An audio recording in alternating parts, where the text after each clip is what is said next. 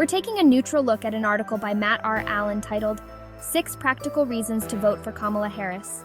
We'll break down the points and consider different perspectives that might be valuable for undecided voters. Number 1. Experience in governance. Matt Allen highlights Harris's experience as a U.S. Senator and Vice President. Let's consider multiple angles. Harris has first-hand experience in both legislative and executive branches, potentially enabling her to navigate complex governmental processes effectively. Some argue that long-term politicians may be out of touch with everyday citizens' concerns. Neutral consideration. Experience should be weighed against policy positions and vision for the country. Number 2. Proven track record on justice and equality.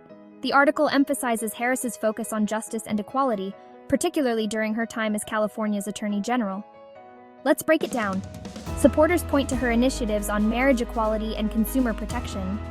Critics argue that her record on criminal justice reform is mixed, citing concerns about her stance on certain law enforcement policies.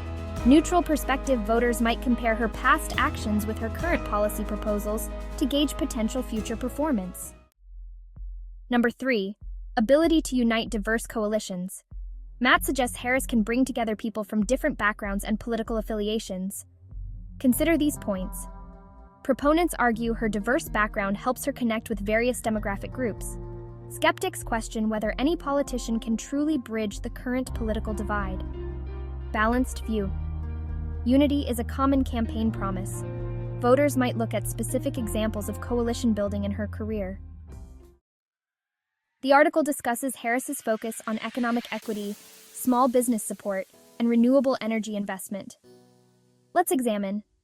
Advocates say these policies could promote sustainable growth and reduce income inequality. Critics argue that such policies might increase government spending and potentially burden taxpayers.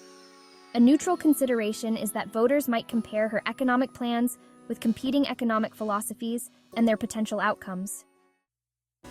5. Crisis management and resilience. Matt mentions Harris's ability to handle crises like the pandemic and natural disasters. Consider these perspectives. Supporters cite her composure and decision-making during her tenure as vice president. Critics might argue that the administration's crisis responses have been inadequate or mismanaged. A balanced view? Voters could examine specific actions taken during crises and their outcomes, comparing them with alternative approaches. 6. Project 2025 and separation of church and state. The article brings up concerns about Project 2025 and its potential impact on the separation of church and state. Let's consider multiple viewpoints. Some voters prioritize maintaining a strict separation of church and state.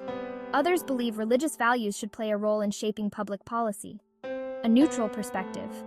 Voters might examine the historical context of this issue and consider the potential implications of different approaches. Race and immigration perspectives.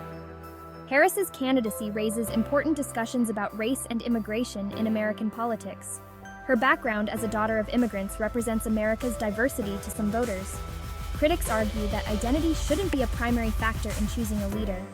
On immigration, Harris has supported pathways to citizenship, which some view as necessary reform, while others see it as too lenient. Neutral consideration. Voters might examine how a candidate's background and policies on immigration align with their vision for America's future. We've explored 6 key points from Matt R. Allen's article, considering various perspectives on each.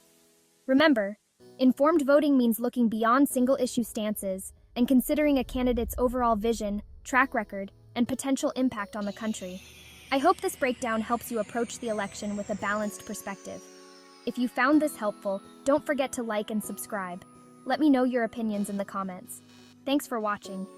This video is based on an article by Matt R. Allen, a screenwriter, producer, and amateur futurist living in Los Angeles.